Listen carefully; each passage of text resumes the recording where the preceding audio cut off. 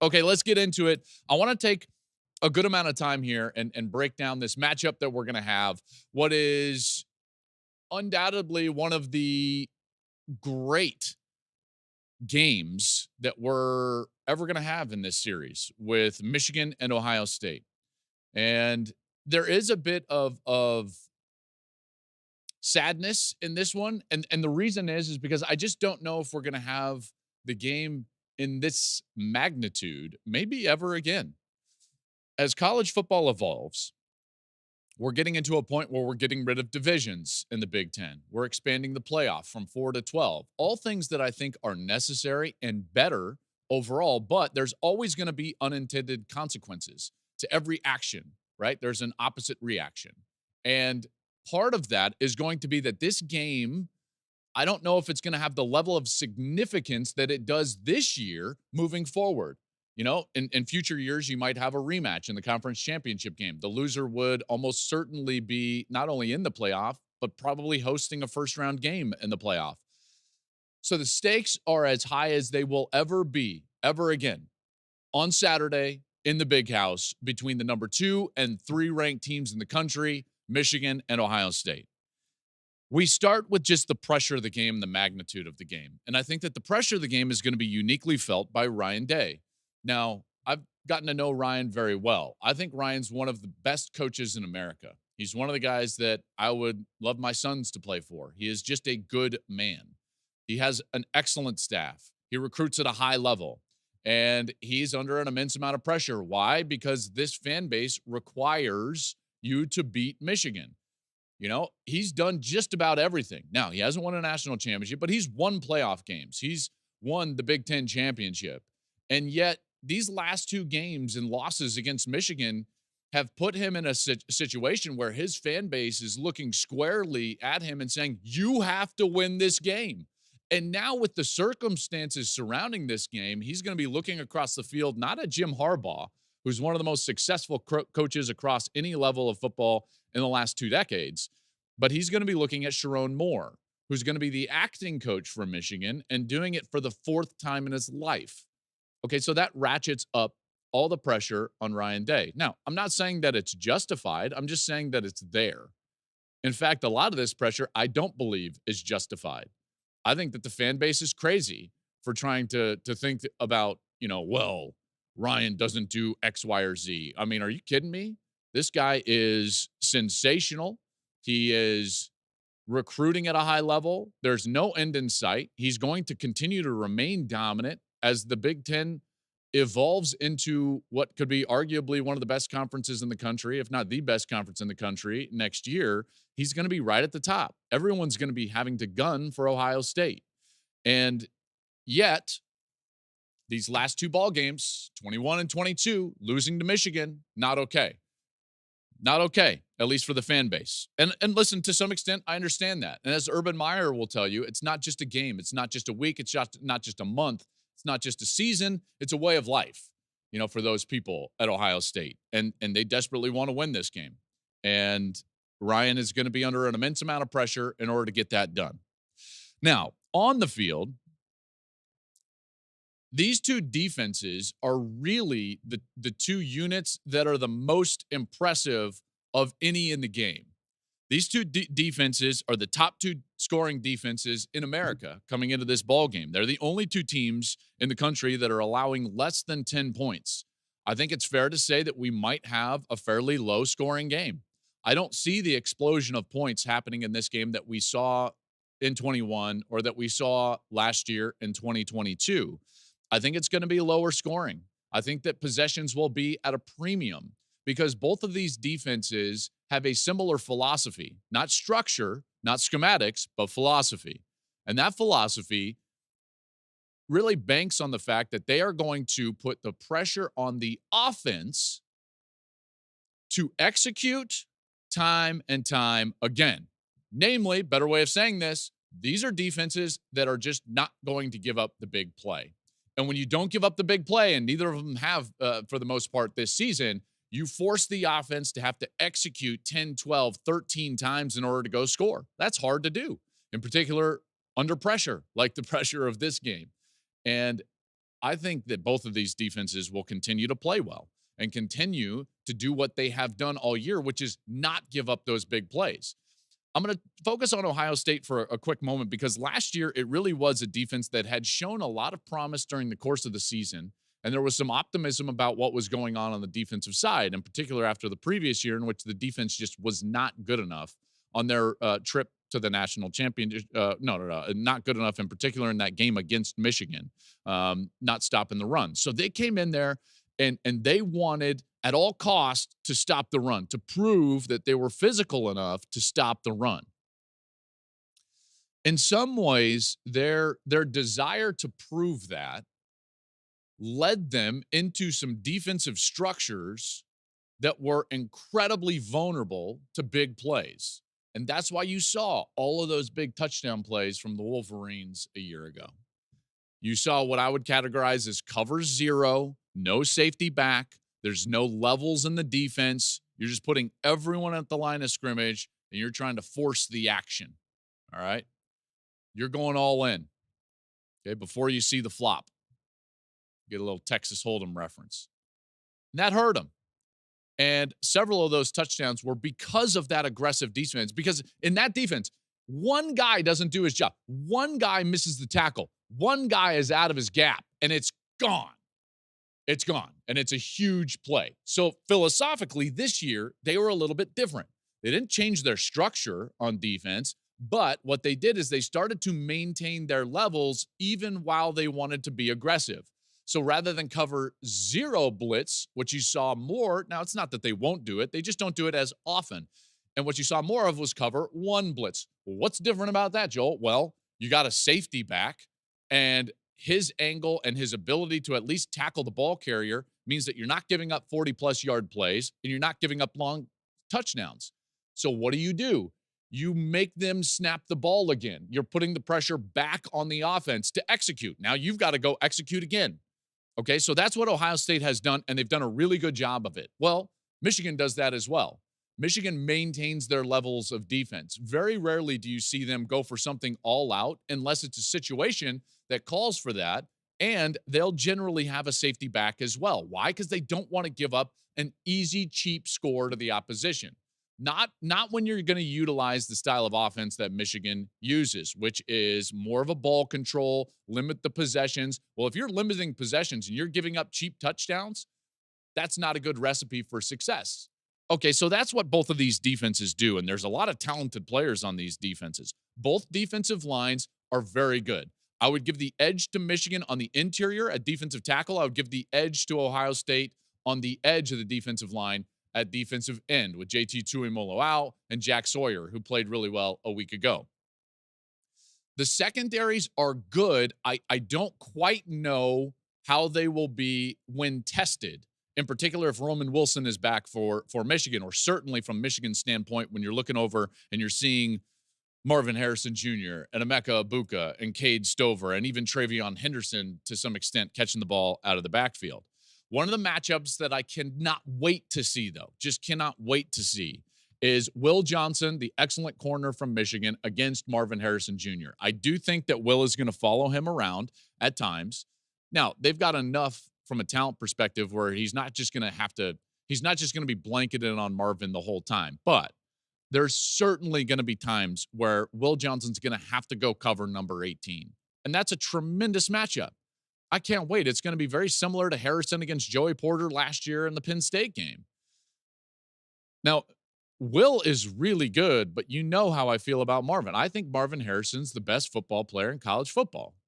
You know, like when you watch him play, he's so clean, he's so good, he understands what he's doing at all times. He's got catch radius, he's strong, he's fast, you know, all of those things. And rest assured, I firmly believe with the amount of pressure that's on Ryan Day, like I just spoke of a little bit ago, there's not a doubt in my mind that they are going to target Marvin Harrison 10 plus, 12 plus, 13 plus times during the course of this game.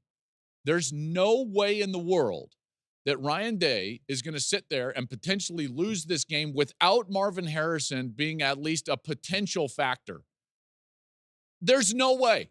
There's nothing Michigan can do to try to take Marvin Harrison out of the game, because Ohio State's going to go there, and they're going to go there often. They're going to use creative sets and motions and movement in order to get him a matchup where they can get him the ball.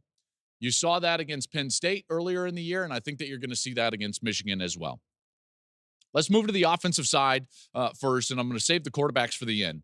Let's talk about offensive line play, because all of a sudden what we thought was a real strength for Michigan has become a bit of a question mark here late in the season, namely because of injuries. So Ladarius Henderson was out last week against Maryland. He's the starting left tackle.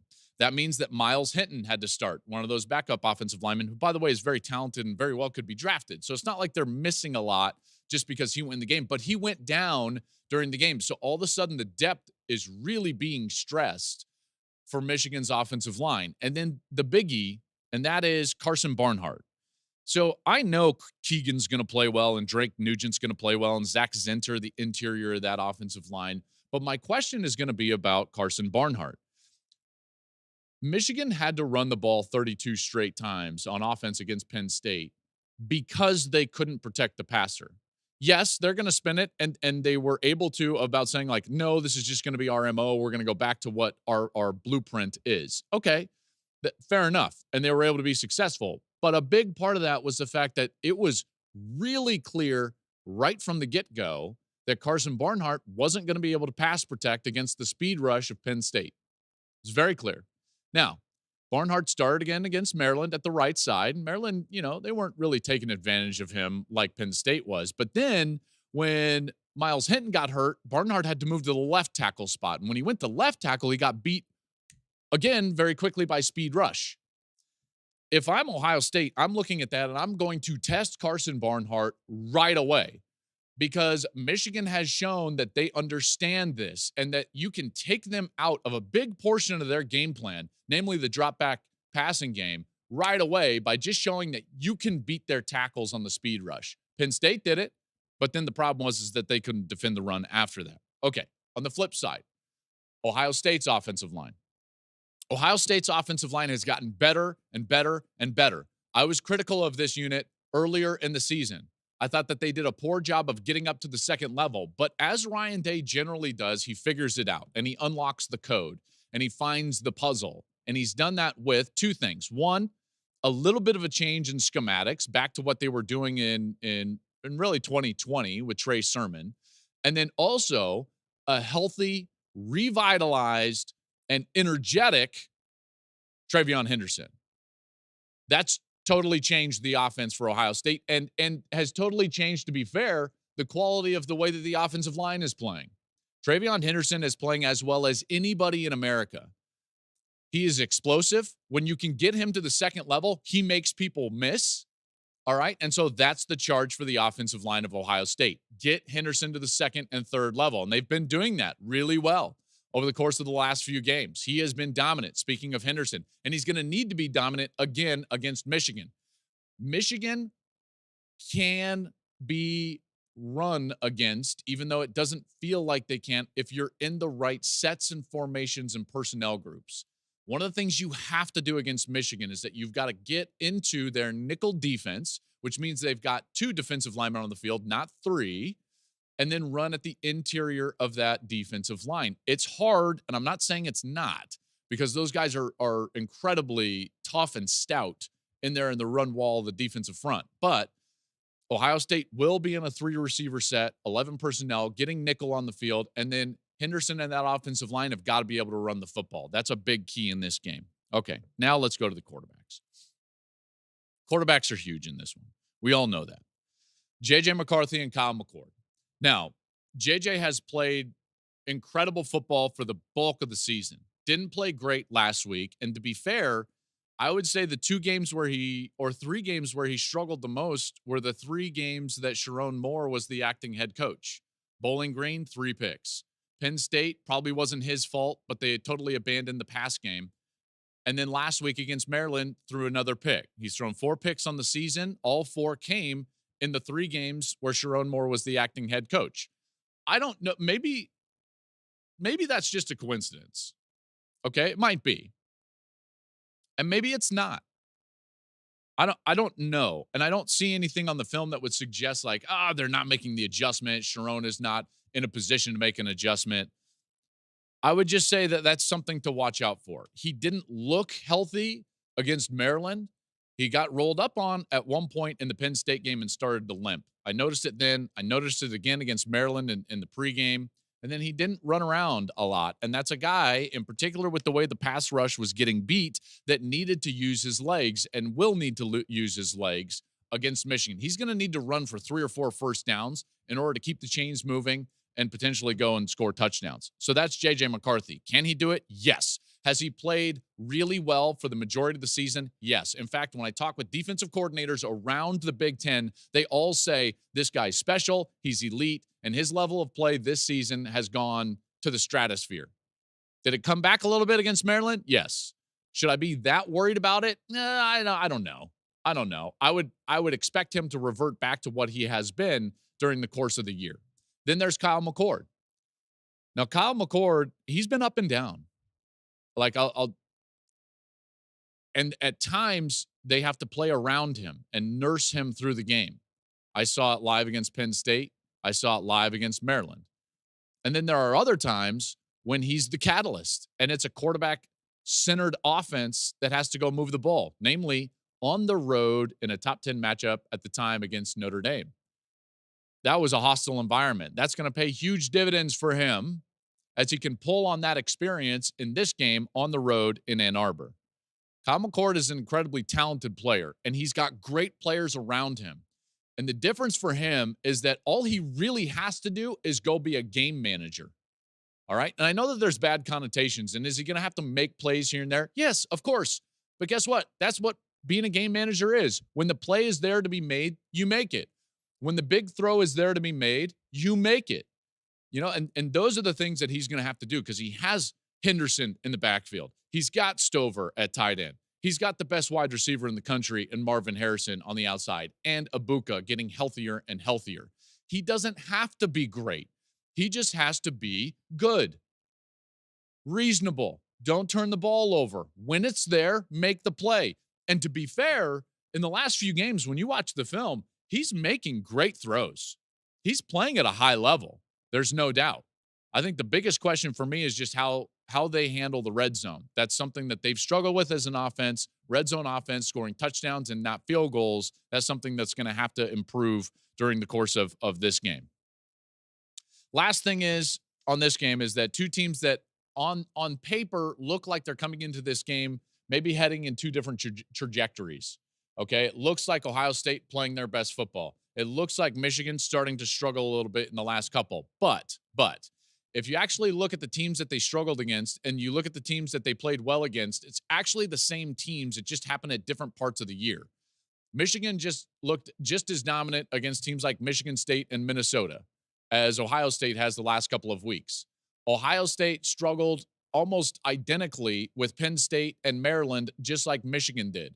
Okay, so you can say that the timing, that the trajectories are different, but when you look at the schedule makeup, the only thing that's different about the way that they've played against very similar schedules and similar opponents within the Big Ten is timing.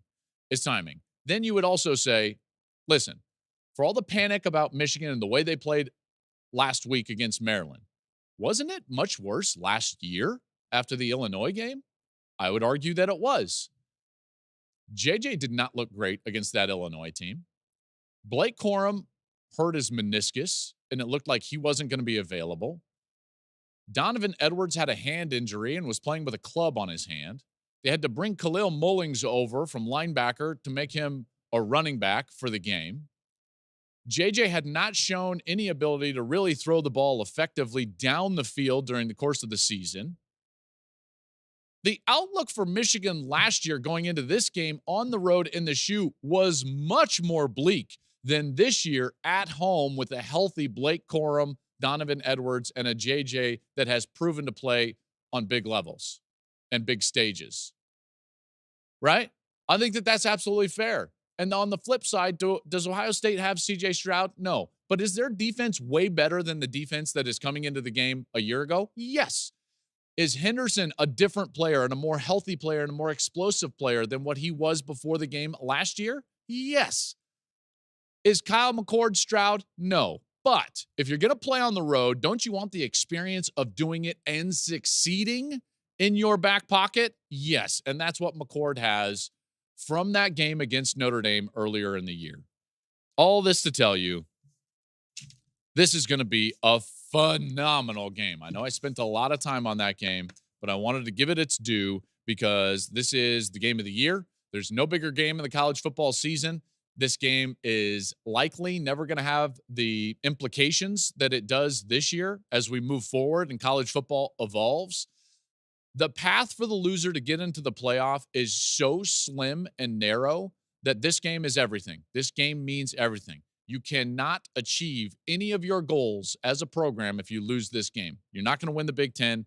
And in all likelihood, you will not get that get out of jail free card that Ohio State had a year ago and still make the playoff. It's just not going to happen. Thank you for watching the Joel Klatt Show YouTube channel. And if you liked this clip, make sure to like it and subscribe to the channel. And you can stay up to date on all of my college football coverage.